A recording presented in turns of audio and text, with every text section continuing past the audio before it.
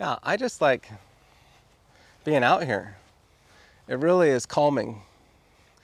These trees being sold, you got this big canopy over the top of you.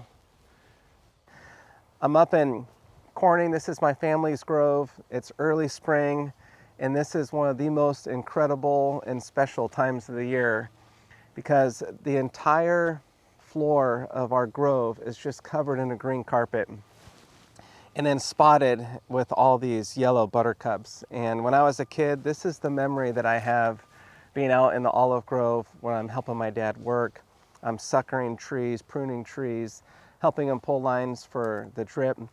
This is what my memory is. And this really only happens for about a month out of every year because, you know, in a couple months, this will all dry up and it won't even look like this. But the change in the temperatures, this kind of landscape, this is what olive trees just love and thrive in.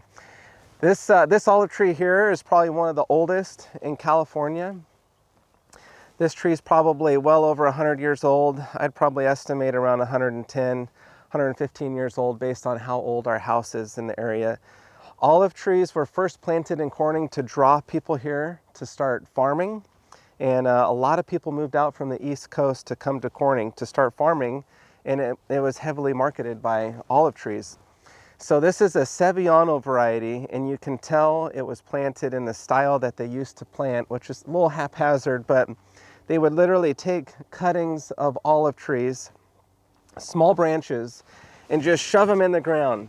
And you can see on almost all these trees around us that they use 4 branches, shove into the ground, hoping that just one would take off. But in this case, all 4 took off because you can see all the 4 main shoots that took off. So this tree started off as 4 sticks in the ground. Now it's 1 tree. And what's so majestic and incredible about these old trees like this, just beautiful, is the gnarliness that starts to happen at the bottom base of the tree.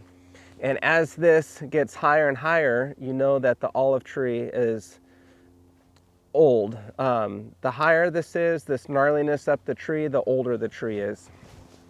And this just happens from years of weathering, farmers coming out, suckering their trees. These are suckers over here. These are little branches that grow off the bottom. As a kid, I was paid 25 cents a tree to come out here and take these off. And you come out, they come off really easily. And all you do is you have a hammer even will just knock them right off. You just rip real hard, they'll come off. But every tree's got to be suckered, and that's what these are, taking these off.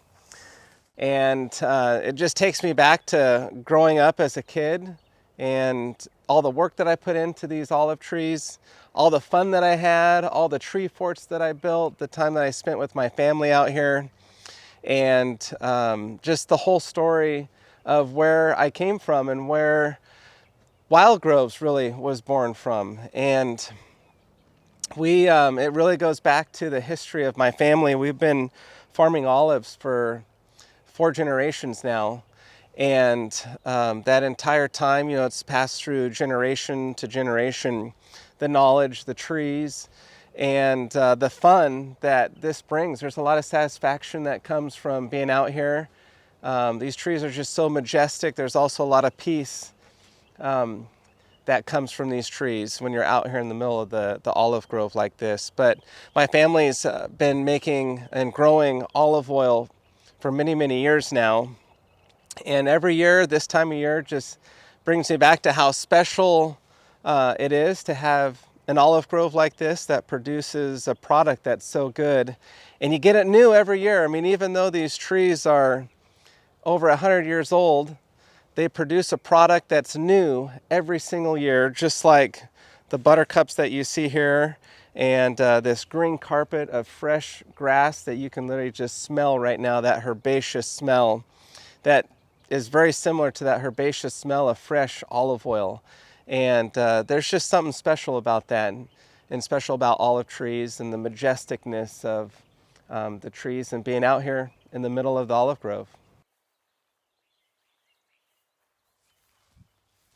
So you hear the birds in the background. This is what I think of when I think of groves, olive groves and wild groves. And I picture our fox, our logo, out here tromping through, running up and down all these rows of olive trees.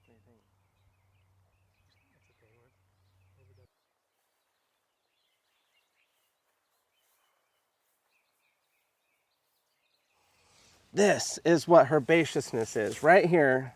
Smelling that, and then biting right into it.